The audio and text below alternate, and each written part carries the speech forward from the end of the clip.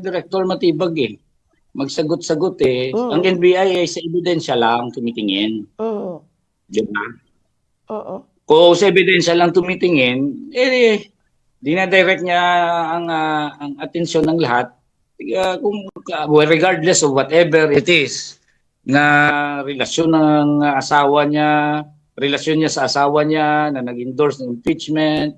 Pero kung ang ebidensya naman talaga will really show na will really lead to a certain conclusion, di ba? Alangan naman walang credibility yung ebidensya.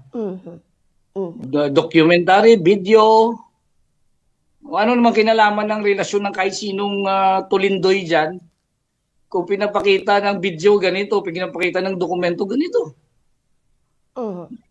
Di ba, you cannot avoid certain relationships.